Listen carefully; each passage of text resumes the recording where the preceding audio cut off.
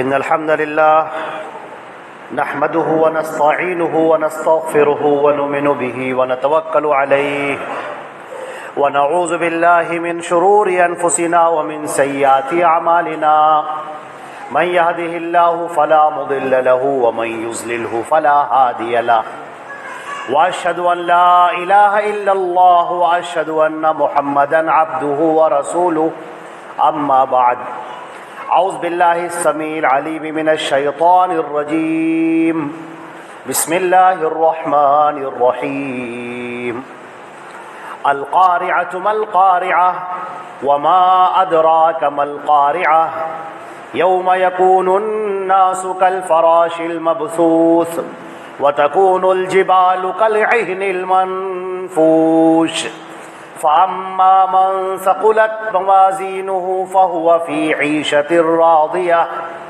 وأما من خفت موازينه فأمه هاوية وما أدراك ما هي نار حامية۔ تمام تعریفیں اللہ رب العزت کے لیے ہیں جو ہمارا خالق و مالک ہے، آسمانوں اور زمین کا پیدا کرنے والا اور کل کائنات کا تنہا پالنہار ہے، جو وحدہ لا شریک لہ ہے، مستوی عرش ہے، تمام احکامات کو نازل فرماتا ہے، اپنے بندوں پر غالب ہے، وہ جو چاہے حکم دے، ہر ایک پر اس کی اطاعت لازم ہے۔ اللہ کی حمد و ثنا کے بعد درود اور سلام ہو حضرت محمد مصطفیٰ صلی اللہ علیہ وسلم پر، جو خاتم النبیین ہیں، سید الاولین والآخرین ہیں۔ آپ کی ذات پر اللہ نے شریعت کو مکمل فرما دیا۔ اللہ نے فرمایا الیوم اکملت لکم دینکم واتممت علیکم نعمتی ورضیت لکم الاسلام دینا، آج کے دن میں نے تمہارا دین مکمل کر دیا اور اپنی نعمت تم پر تمام کر دی اور میں دین اسلام سے راضی ہو گیا۔ اللہ کا درود اور سلام ہو تمام انبیاء کرام پر، اس کی رحمتیں اور برکتیں ہوں تمام صحابہ کرام اور صحابیات پر اور کل مومنین اور مومنات پر۔ حضرات گرامی، میں نے ابھی آپ کے سامنے سورۃ القارعہ کی تلاوت کی ہے۔ ترجمہ جس کا یہ ہے کہ وہ کھڑکھڑانے والی چیز، تم جانتے ہو کیا ہے وہ کھڑکھڑانے والی چیز، اور تم کیا جانو کہ کیا ہے وہ کھڑکھڑانے والی چیز۔ وہ دن یوم یکون الناس کالعہن المنفوش، اللہ اکبر، جس دن پہاڑ روئی کے گالوں کی طرح، جیسے روئی کے ٹکڑے ہوتے ہیں، جب روئی دھننے والا روئی کو دھنتا ہے تو روئی اڑتی پھرتی ہے، اس طریقے سے پہاڑ اڑتے پھر رہے ہوں گے۔ اللہ، اور لوگ پتنگوں کی طریقے سے ہوں گے۔ یوم یکون الناس کالفراش المبثوث، آپ نے دیکھا ہوگا کہ جب شمع روشن کی جاتی ہے یا جو بلب ہوتا ہے، جب بلب جلتا ہے اور جب شمع روشن ہوتی ہے تو بہت سارے پتنگے جانے کہاں کہاں سے نکل کر آتے ہیں اور اس روشنی کے پاس پھڑپھڑاتے ہیں، ادھر ادھر پھرتے ہیں، گھومتے ہیں، یہ آپ نے دیکھا ہوگا۔ تو وہ جو منظر ہے کہ لوگ قیامت کے دن تم کو اس طرح سے نظر آئیں گے جیسے پتنگے جو خوب بڑی تعداد میں گھوم رہے ہو، کبھی ادھر جا رہے ہیں کبھی ادھر جا رہے ہیں، جس کو قرآن پاک میں دوسری جگہ پر کہا گیا ہے کہ تم دیکھو گے کہ لوگ جیسے نشے میں ہیں، حالانکہ وہ نشے میں نہیں ہوں گے، وہ قیامت کی سختی ہوگی، وہ نشے میں نہیں ہوں گے، وہ قیامت کی سختی ہوگی۔ اور پھر اللہ نے وہ منظر کھینچا ہے کہ یہ قیامت قائم کیوں ہوگی، کیوں ایسا ہوگا، کیا ایسی وجہ ہوگی کہ لوگ پتنگوں کی طریقے سے گھوم رہے ہوں گے، ادھر ادھر مارے مارے پھر رہے ہوں گے، اور پہاڑ روئی کے گالوں کی طریقے سے اڑ رہے ہوں گے. یہ ایسا کیوں ہوگا؟ کیا وجہ ہوگی اس کی؟ یہ قیامت کا دن قائم کیوں ہوگا؟ فرمایا اللہ رب العزت نے کہ اس دن ایک میزان نصب کیا جائے گا، ترازو رکھا جائے گا اور لوگوں کے نامہ اعمال تولے جائیں گے. یہ جو دنیا کی زندگی انسان کو ملی تھی، یہ دنیا کی زندگی اس لیے ملی تھی کہ اس میں وہ نیک کام کرے، اور جو بھی وہ کام کر رہا ہے وہ عمل اس کا ریکارڈ ہو رہا ہے، نوٹ کیا جا رہا ہے. اب جب کل قیامت کا دن ہوگا تو وہ میزان نصب کی جائے گی اور ہر ایک کا نامہ اعمال اس پر رکھا جائے گا اور تولا جائے گا. اور تولنے کے بعد اب دو ہی شکلیں ہوں گی. ترازو کا پلڑا یا تو نیچے جھک جائے گا اعمال کے وزن سے، اور یا تو اوپر اٹھ جائے گا. اگر اوپر اٹھ جائے گا اعمال کا تو اس کا مطلب یہ ہے کہ نیک اعمال کچھ نہیں ہے، بد اعمالیاں، برے اعمال، جہنم میں جانے والے اعمال وہ زیادہ ہیں، ان کا پلڑا نیچے ہے اور نیکیوں کا پلڑا اوپر اٹھ گیا، اس میں کچھ ہے ہی نہیں.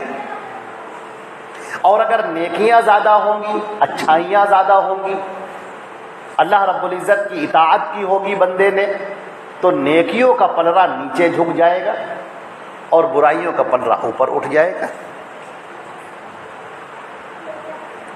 جس کو فرمایا گیا کہ جس کا ثقلت موازین ہو، جس کا پلڑا نیچے کی طرف جھک گیا، باوزنی ہو گیا، نیکیاں اس کی زیادہ ہو گئی، فہو فی عیشۃ راضیہ، تو وہ بہت عمدہ زندگی میں ہوگا، بہت شاندار زندگی میں ہوگا، راضی ہو جانے والی زندگی، ایسی زندگی جس میں بندہ مطمئن ہو جائے، کلیجہ ٹھنڈا ہو جائے، سکون اطمینان حاصل ہو جائے، ایسی زندگی اس کو ملے گی جب یہ نیکیوں کا پلڑا اس کا نیچے کی طرف ہو جائے گا. اور جس کی نیکیوں کا پلڑا اٹھ جائے گا، برائیاں غالب آ جائیں گی، برائیاں زیادہ ہیں، نیکیاں کم ہیں، نیکیوں کا پلڑا اوپر اٹھ گیا، برائیوں کا پلڑا نیچے بیٹھ گیا، نیکیاں بہت کم، برائیاں بہت زیادہ، تو اللہ نے فرمایا فَأُمُّهُ ہاویہ، پھر اس کا ٹھکانہ ہاویہ ہوگا. وما ادراک ما ہی، تمہیں پتا ہے کیا ہے یہ ہاویہ؟ کیا ہے تمہیں پتا ہے کیا ہے ہاویہ؟ نار حامیہ، بھڑکتی ہوئی آگ، بھڑکتی ہوئی آگ میں انسان کو ڈال دیا جائے گا. تو اب یہ دو بنیادیں ہوں گی، یا تو نیکیاں زیادہ ہوں اور یا تو برائیاں زیادہ ہیں. نیکیاں زیادہ ہیں تو وہ جنت کی طرف چلا جائے گا، برائیاں زیادہ ہیں تو جہنم میں پھینک دیا جائے گا، جس کو قرآن پاک میں دوسری جگہ پر کہا گیا فریق فی الجنہ و فریق فی السعیر. دو طرح کے لوگ ہوں گے کل بروز قیامت. میدان محشر میں جب اعمال تولے جا رہے ہوں گے تو دو طرح کے لوگ ہوں گے. کچھ وہ لوگ ہوں گے جو جنت میں جا رہے ہوں گے، ان کے لیے جنت کا فیصلہ کیا گیا ہوگا کہ یہ جنت میں جائیں، اور کچھ وہ لوگ ہوں گے جن کے لیے جہنم کا فیصلہ کیا ہوگا اور وہ جہنم میں جانے والے ہوں گے. بس یہ دو گروپ ہوں گے، فریق فی الجنہ و فریق فی السعیر. کچھ لوگ جنت میں جانے والے اور کچھ لوگ جہنم میں جانے والے. بیچ کی راہیں چلنے والے نہیں ہیں، درمیان کی راہیں چلنے والے نہیں ہیں، یا تو جنتی یا تو جہنم. دنیا میں بندے نے جو بھی عمل کیا ہے. اب دیکھیے یہ جو قیامت کی جو نشانی بیان فرمائی ہے، جو قیامت کے بارے میں فرمایا گیا القاریہ، کھڑکھڑا دینے والی چیز. تو ایک اصولی بات آپ کو ہم بتاتے ہیں پورے قرآن پاک کے تعلق سے، مکمل پورے قرآن پاک کے تعلق سے، الحمد سے لے کر الناس تک، کہ قرآن پاک یہ اللہ کا کلام ہے اور اللہ نے اپنے نبی پر اتارا ہے، اور نبی کے ذمے یہ کیا ہے کہ اے نبی تم ہمارا یہ کلام پہنچاؤ اور اس کو سمجھاؤ، اس کی جو باتیں ہیں وہ تم سمجھاؤ. اللہ نے فرمایا لِتُبَيِّنَ لِلنَّاسِ مَا نُزِّلَ إِلَيْهِمْ، اے نبی یہ آپ کا کام ہے کہ جو ہم اتار رہے ہیں قرآن پاک، اس قرآن پاک کو تم سمجھاؤ لوگوں کو. تو آپ دیکھیں گے کہ جو حدیثیں ہیں اللہ کے پیارے رسول صلی اللہ علیہ وسلم کی، یہ سب کی سب قرآن پاک کی تفسیر ہے. یہ سب کی سب قرآن پاک کے مطلب کو، اس کی معانی کو، اس کے مفہوم کو بیان کرتی ہیں. اللہ کے نبی صلی اللہ علیہ وسلم نے قیامت کی نشانیاں بیان فرمائی ہیں کہ یہ قیامت کب آئے گی، اس کی علامتیں. قیامت کا ایگزیکٹ دن تو کسی کو پتہ نہیں ہے. حدیث شریف کے اندر آتا ہے کہ حضرت اسرافیل علیہ السلام جو اللہ کے ایک مقرب فرشتے ہیں، انہوں نے ایک سور اپنے منہ میں لگا رکھا ہے اور کان ان کے اللہ کی طرف ہیں، اور بس اس انتظار میں ہیں کہ اللہ کا حکم ہو اور ہم اس میں پھونک مارے اور وہ بجے. ان کو بھی وقت نہیں معلوم ہے، کسی کو بھی وقت نہیں معلوم ہے، خود اللہ کے رسول کو بھی وقت نہیں معلوم قیامت کا. اللہ کے نبی صلی اللہ علیہ وسلم سے پوچھا گیا کہ اے اللہ کے رسول، یہ جو سور پھونکنے کی بات ہے، یہ سور کیا چیز ہے؟ آپ نے فرمایا تم نے بیل کا سینگ دیکھا ہے، بس اسی طرح کی ایک چیز ہے جس میں پھونک ماری جائے گی تو آواز نکلے گی، بہت تیز آواز. اللہ کے نبی صلی اللہ علیہ وسلم نے قیامت کی کچھ نشانیاں بیان فرمائی ہیں. یہ نشانیاں دو طرح کی ہیں، ایک ہے چھوٹی نشانیاں اور ایک ہے بڑی نشانیاں. جو چھوٹی نشانیاں ہیں وہ تقریباً سب کی سب پوری ہو چکی، اور جو بڑی نشانیاں ہیں وہ باقی ہیں. اور حدیث شریف کے اندر اللہ کے نبی صلی اللہ علیہ وسلم نے فرمایا جب قیامت کی کوئی ایک بڑی نشانی ظاہر ہو جائے گی تو باقی نشانیاں اس طرح سے آئیں گی جیسے ہار ٹوٹ جاتا ہے اور موتیاں پے در پہ گرنے لگتی ہیں. آپ نے ہار دیکھا ہے جو گدھا ہوا ہوتا ہے، اگر وہ ٹوٹ جائے تو آپ دیکھیں گے بڑی تیزی کے ساتھ ساری اس کی جو موتیاں ہیں وہ سب گرنے لگتے ہیں. تو آپ نے فرمایا جب بڑی نشانی کوئی ایک بھی ظاہر ہو جائے گی تو باقی نشانیاں پے در پہ اسی طریقے سے آئیں گی. چھوٹی نشانیوں میں جو ہمارے نبی صلی اللہ علیہ وسلم نے پیشن گوئی فرمائی تھی، آپ نے فرمایا تھا کہ ایسا زمانہ آئے گا جب مسجدوں کے اندر لوگ آوازیں بلند کریں گے، لڑائیاں ہوں گی مسجدوں کے اندر لڑائیاں. جب زکوٰۃ کو لوگ ٹیکس سمجھنے لگیں گے، حج جیسی عظیم عبادت کو ٹور سمجھنے لگیں گے، لوگ اپنے دوستوں کو اپنے سے قریب کریں گے اور اپنے والدین کو، اپنے باپ کو اپنے سے دور کریں گے. جب اپنے ماں باپ کے لوگ نافرمانی کرنے لگیں گے، جب تم دیکھو گے کہ وہ بہت ایسے لوگ جو بہت ننگے پیروں گھومتے ہیں اور جن کے بدن پر صحیح سے کپڑے بھی نہیں ہیں، وہ لوگ عمارتیں بنوانے میں ایک دوسرے سے مقابلہ کرنے لگیں گے. جب زنا کی کثرت ہو جائے گی، جب گھر گھر شراب پی جانے لگے، شراب کے نام بدل کر پیے جانے لگیں گے، گھر گھر ناچ گانا ہوگا، موسیقی ہوگی، ریشم کو اور موسیقی کو لوگ حلال کر لیں گے. ریشم کو، ریشم کے کپڑے کو اور موسیقی کو لوگ حلال کر لیں گے، گھر گھر گانے بجانے کا رواج ہوگا. یہ آپ نے قیامت کی چھوٹی نشانیاں بیان کی. امت میں تفرقہ ہوگا، لوگ ایک دوسرے سے بھاگ رہے ہوں گے، امانت داری ختم ہو چکی ہوگی، لوگ کہیں گے فلاں جگہ ایک ایماندار آدمی رہتا ہے. تو جو جھوٹ اور فریب لوگوں کا فن بن جائے گا، ایک آرٹ بن جائے گا، فن بن جائے گا. لوگ جھوٹ بولنے کے بعد، دھوکہ دینے کے بعد، خیانت کرنے کے بعد بڑے خوش ہوں گے کہ ہم نے فلاں کو دھوکہ دے دیا، ہم نے دیکھو کیسے اسے الو بنا دیا، کیسے بیوقوف بنا دیا. وہ اس پر ناز کریں گے، خوش ہوں گے. یہ قیامت کی علامتوں میں سے. اپنی بیوی کے لوگ بات مانیں گے، گھر کی سربراہی اپنی بیوی کے ہاتھ میں دیں گے، اپنے ماں باپ کو اپنوں سے دور کریں گے، رشتہ داریاں توڑی جائیں گی. آدمی کی عزت اس لیے کی جائے گی کہ اس سے ڈر لگتا ہے، اس کے ڈرنے کی وجہ سے لوگ اس کی عزت کریں گے. یہ سب قیامت کی چھوٹی نشانیاں ہیں جو آپ دیکھ رہے ہیں. بے حیائیاں عام ہو جائیں گی، فحش گوئی گندی باتیں عام ہو جائیں گی. آپ دیکھ رہے ہیں کہ گندی باتیں چٹکلوں کی شکل میں ہو گئی ہیں، مذاق کی شکل میں ہو گئی ہیں، ہنسی تفریح کی شکل میں ہو گئی ہیں. یہ قیامت کی چھوٹی علامتیں ہیں جو کہ سب کی سب پوری ہو چکی. انہی علامتوں میں سے نبی کریم صلی اللہ علیہ وسلم نے بیان فرمایا ایک ایسا وقت آئے گا جب لوہا تم سے باتیں کرے گا، لوہا تم سے باتیں کرنے لگے گا۔ یہ دور بھی ہم نے اپنی آنکھوں سے دیکھ لیا، روبوٹ ہے، کمپیوٹر ہے، آج ہمارے پاس موبائل ہے، ساری چیزیں سب جو لوہے کی ہیں، آلات ہیں، وہ سب باتیں کرتے ہیں۔ روڈار ہے لوہے کی شکل میں، روبوٹ ہے، سب باتیں کرتے ہیں۔ نہ صرف باتیں کرتے ہیں بلکہ بڑے بڑے کام کرتے ہیں۔ روبوٹ آپریشن تک کرتا ہے، بدن کی چیریں لگانا، آپریشن کرنا، بڑے بڑے ہائی لیول آپریشن کرتا ہے، وہ بڑی باریک آلے آپریشن کرتا ہے۔ نبی کریم صلی اللہ علیہ وسلم کی یہ ساری پیشن گوئیاں جو آپ نے فرمائی تھی سب کی سب پوری ہو چکی۔ چھوٹی نشانی، بڑی نشانیوں کے بارے میں آپ نے فرمایا کہ اذا فسد اہل الشام فلا خیر لکم، سنو بڑی نشانیوں کی جو شروعات ہونے جا رہی ہے وہ ملک شام سے ہوگی۔ جب ملک شام میں بگاڑ پیدا ہو جائے گا، جنگیں شروع ہو جائیں گی تو پھر تمہارے لیے کہیں خیر نہیں ہوگی۔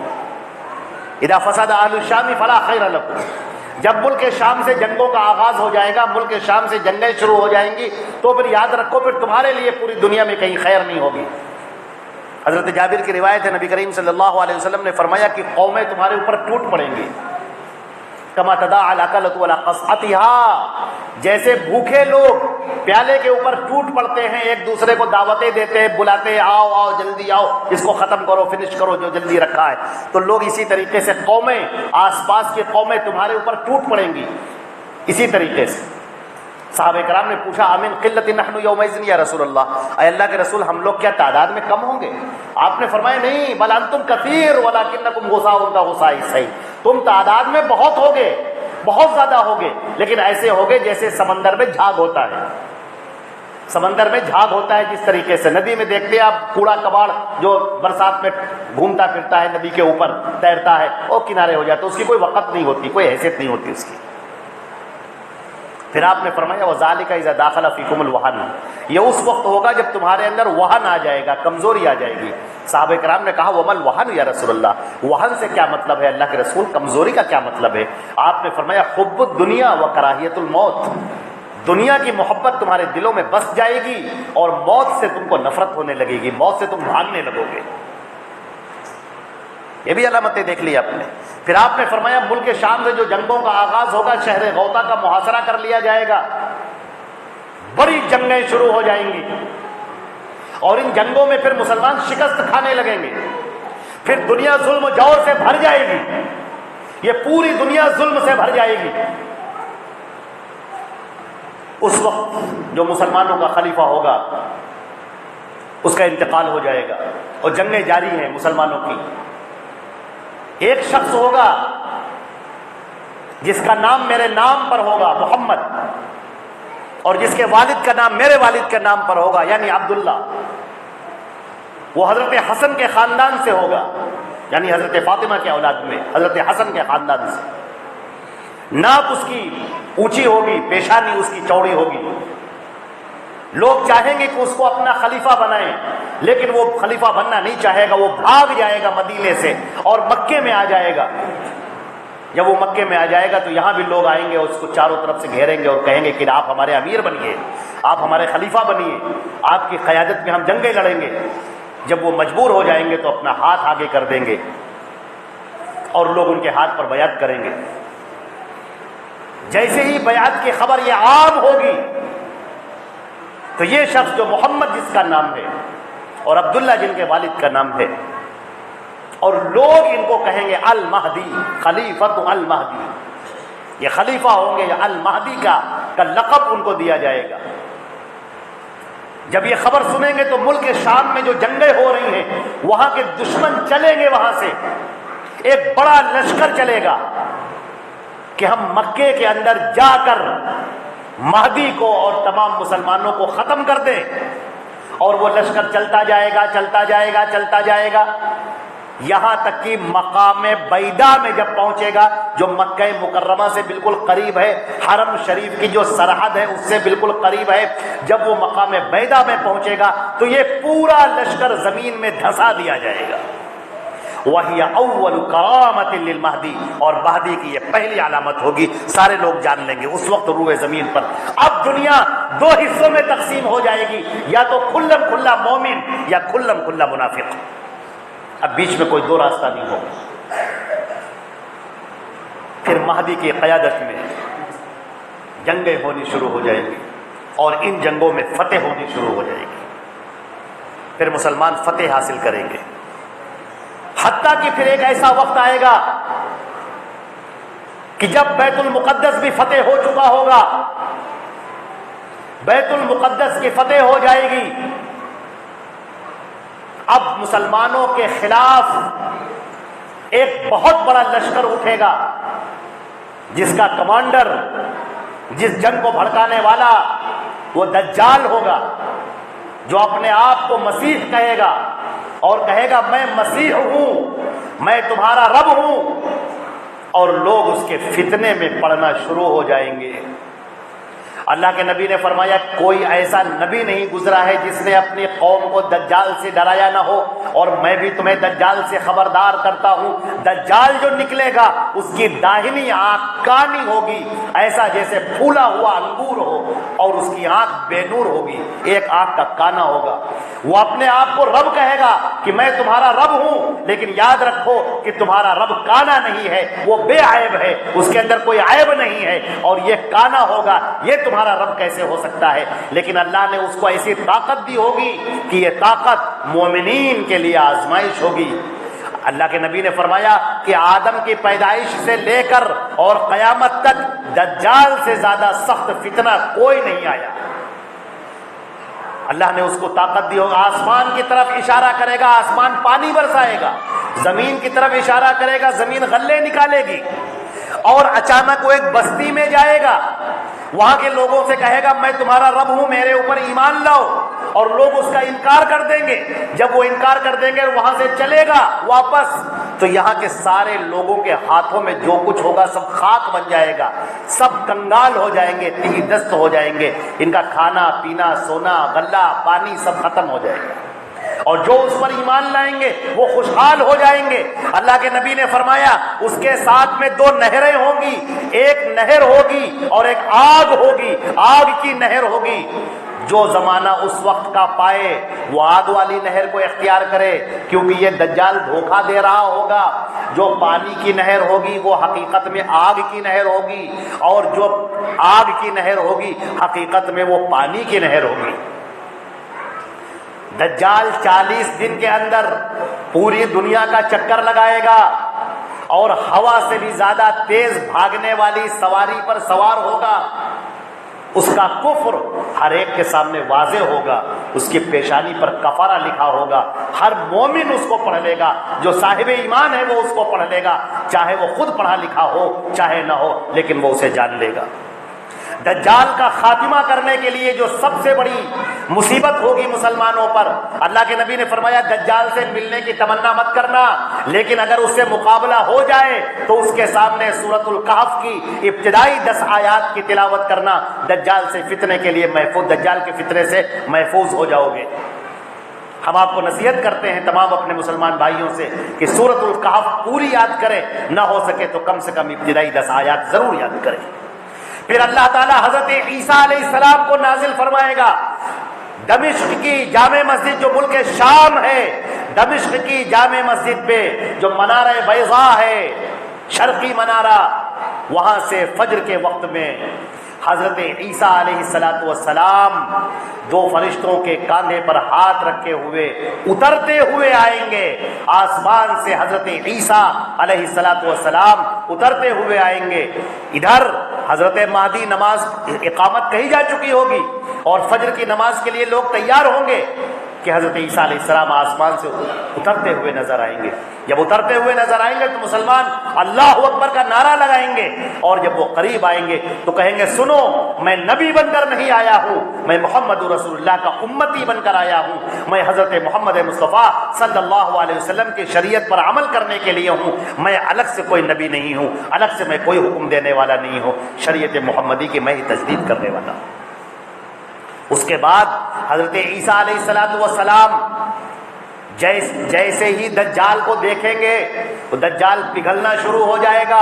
بھاگنا شروع ہو جائے گا، آپ کو دیکھ کر اس کی ساری طاقت نچڑ جائے گی، وہ بھاگے گا۔ عیسیٰ علیہ السلام مسلمانوں کے ساتھ اس کو دوڑائیں گے، یہاں تک کہ لد کے مقام پر، جو مقام لد ہے، وہاں پر جا کر اسے پکڑ لیں گے اور اسے قتل کر دیں گے۔ جب اسے قتل کر دیں گے تو لوگوں کو یقین نہیں آئے گا کہ دجال مر چکا ہے۔ آپ اس کا خون لوگوں کو دکھائیں گے کہ دیکھو دجال مر چکا ہے، دجال کا خاتمہ ہو گیا ہے۔ اس وقت مسلمان خوشی سے نعرے تکبیر بلند کریں گے۔ دجال کے خاتمے کے بعد اللہ تعالیٰ حکم دے گا کہ اے عیسیٰ، تمام مسلمانوں کو لے کر کہیں دور پہاڑ پر چل جاؤ، کوہ طور پر یا چلے جاؤ۔ اب میں اپنے ایسے بندے بھیجنے والا ہوں جن کا تم مقابلہ نہیں کر سکتے، اور پھر یاجوج ماجوج نکلیں گے، من کل حدب ینسلون، چاروں طرف سے نکلتے ہوئے آئیں گے، ان کا کوئی مقابلہ نہیں کر پائے گا، زمین میں فساد برپا کر دیں گے۔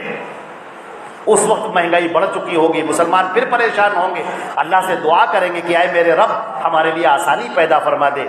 اللہ تعالیٰ اپنے فضل سے مسلمانوں کی دعا قبول فرمائے گا۔ یاجوج ماجوج جو زمین پر فساد برپا کریں گے، آسمانوں پر تیر چلائیں گے اور یہاں کے رہنے والوں کو قتل کریں گے، اللہ تعالیٰ ان کی گردن پر ایک لال رنگ کا، سرخ رنگ کا دانہ پیدا کر دے گا، جس کی وجہ سے پورا بدن دانوں سے بھرتا جائے گا اور ایک ایک کر کے سب مرتے چلے جائیں گے۔ ایسا لگے گا جیسے ایک ہی وقت میں سب مر گئے۔ اب جب سب مر جائیں گے تو ان کی تعداد اتنی زیادہ ہوگی کہ بدبو پھیل رہی ہوگی، لاشیں پڑی ہوں گی، اس قدر تعداد میں ہوں گی کہ دفن کرنے کی جگہ نہیں۔ حضرت عیسیٰ علیہ السلام پھر دعا کریں گے، تمام مسلمان پھر دعا کریں گے۔ اللہ تعالیٰ ایسے پرندے بھیجے گا جن کی گردنیں اونٹ کی گردن کی طرح سے ہوں گی، وہ اپنی چونچ میں ان کو پکڑیں گے، ایک ایک یاجوج ماجوج کو اٹھائیں گے اور اللہ جہاں چاہے گا ان کو جا کر پھینک دیں گے۔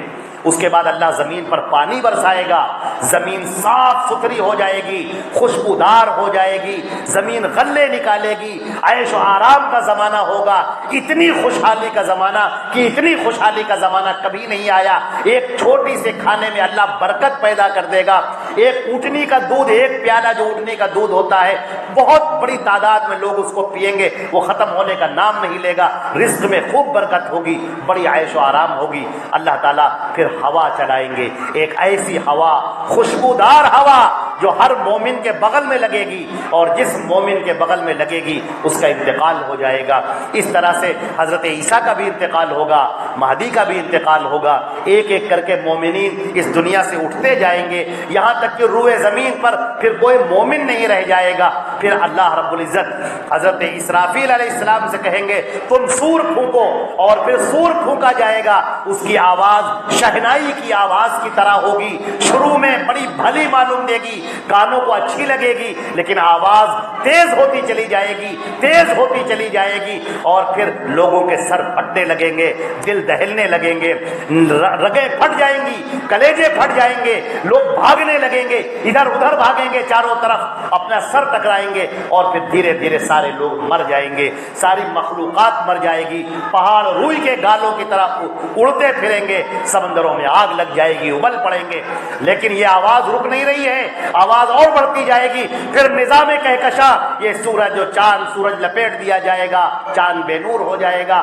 اور یہ آواز رکے گی نہیں، پھر اور اوپر اٹھتی جائے گی، یہاں تک کہ جو فرشتے ہیں ان فرشتوں کی روحیں قبض ہو جائیں گی۔ اللہ تعالیٰ حضرت جبریل، حضرت ملک الموت سے پوچھیں گے ملک الموت یہ بتاؤ اب کون باقی رہا ہے؟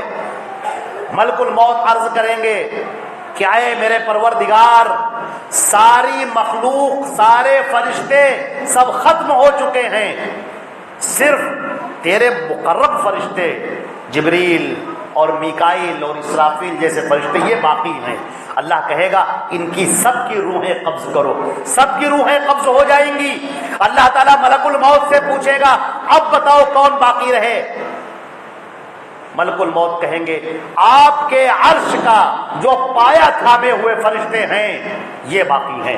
اللہ تعالیٰ فرمائے گا ان سب کی روحیں قبض کرو. سارے فرشتوں کی روحیں قبض ہو جائیں گی. اللہ تعالیٰ پوچھے گا اب کون باقی رہا؟ ملک الموت کہیں گے اللہ اب تو میں باقی رہا اور آپ باقی رہے. اللہ تعالیٰ کہیں گے تم بھی مر جاؤ، اور اللہ کی یہ کہتے ہی ملک الموت بھی طاق سے گریں گے اور ان کی بھی روح قبض ہو جائے گی. اللہ تعالیٰ فرمائے گا لمن الملک اليوم، آج کس کی بادشاہت ہے؟ اب کوئی جواب دینے والا نہیں ہے، کوئی بولنے والا نہیں ہے. ساری مخلوق فنا ہو چکی ہے، ایک اللہ کے علاوہ کوئی باقی نہیں ہے، سب ختم ہو گئے. اللہ کہے گا للہ الواحد القہار، آج صرف ایک اللہ کی حکومت ہے جو ہر ایک پر غالب ہے، سب سے طاقتور ہے، سب سے قوت والا ہے. اور اس کے بعد پھر اللہ رب العزت اسرافیل کو بیدار کریں گے، انہیں ہوش میں لائیں گے اور کہیں گے کہ تم سور پھونکو دوبارہ. اور پھر دوبارہ سور پھونکا جائے گا، اور جب دوبارہ سور پھونکا جائے گا وہ آواز جس کے کانوں میں پڑے گی وہ بیدار ہوتا جائے گا. سب اپنی موت سے دوبارہ زندہ ہو جائیں گے اور سب اپنی بے ہوشی سے اٹھ جائیں گے اور سارے لوگ اب اللہ کی طرف چلیں گے. سارے انسان اپنی قبروں سے سب باہر نکل آئیں گے، عالم برزخ سے باہر نکل آئیں گے، جس کو قرآن میں کہا گیا ہے کہ اے اللہ ربنا امتنا اثنتین واحییتنا اثنتین، 2 مرتبہ تو نے موت دی اور 2 مرتبہ تو نے زندگی دی. اب سب ننگے پیر برہنہ تن سب اللہ کے سامنے چلیں گے، اور اس موقع پر اللہ رب العزت اپنا عرش لے کر آئے گا اور سارے لوگ اس کے سامنے کھڑے ہوں گے. کچھ لوگ سجدہ کرنا چاہیں گے، جب اللہ کو دیکھیں گے تو لوگ سجدے میں گر جائیں گے، سب سجدے میں گر جائیں گے. لیکن اللہ کے حکم سے وہ لوگ، وہ مسلمان جو دنیا میں مسلمان رہتے ہوئے اللہ کے لیے نماز نہیں پڑھتے تھے، سجدہ نہیں کرتے تھے، ان کی کمریں تختے کی طرح کر دی جائیں گی اور وہ سجدہ نہیں کر پائیں گے، وہ کھڑے رہیں گے. اور اس کے بعد میدان محشر میں 50,000 سال کھڑے رہنا ہوگا. وہاں پر سورج بالکل سوا نیزے پر ہوگا، پیاس سے لوگوں کا شدت سے ہونٹوں پر پپڑیاں پڑ رہی ہوں گی، ہر ایک اپنے پسینے میں ڈوبا ہوا ہوگا. اللہ کے نبی نے فرمایا کہ اس وقت مجھے ایک نہر دی جائے گی جس کا نام الکوثر ہے، نہر کوثر. اس کے پیالے اتنے زیادہ ہیں جیسے آسمان کے تارے، جو ایک مرتبہ پانی پی لے گا وہ کبھی پیاسا نہ ہوگا، اور میں وہاں پر سب کو پانی پلا رہا ہوں گا. صرف کچھ لوگ جو پانی پینے کے لیے آئیں گے، فرشتے ان کو روک دیں گے. میں کہوں گا یہ میری امت کے لوگ ہیں، ان کو آنے دو. فرشتے کہیں گے آپ کو نہیں معلوم انہوں نے آپ کے جانے کے بعد دین کے اندر کیا بگاڑ پیدا کر دیا، جو آپ کا لایا ہوا دین تھا اس پر عمل ہی نہیں کیا، اپنی طرف سے نہ معلوم کتنی چیزیں دین کے اندر داخل کر دی. اللہ کے نبی سن کر غصے میں آ جائیں گے اور کہیں گے لے جاؤ ان کو میری نگاہوں سے دور، سوقن لما غیروا بادی، لے جاؤ انہوں نے میرے دین کو برباد کر دیا. یہ میدان محشر میں جہاں پر نامہ اعمال تولا جا رہا ہوگا، میزان رکھی جا رہی ہوگی، اور نامہ اعمال جس کے داہنے ہاتھ میں دے دیا جائے گا وہ بڑا خوش پھرے گا اور کہے گا کیا کہنے مجھے نامہ اعمال داہنے ہاتھ میں دیا گیا.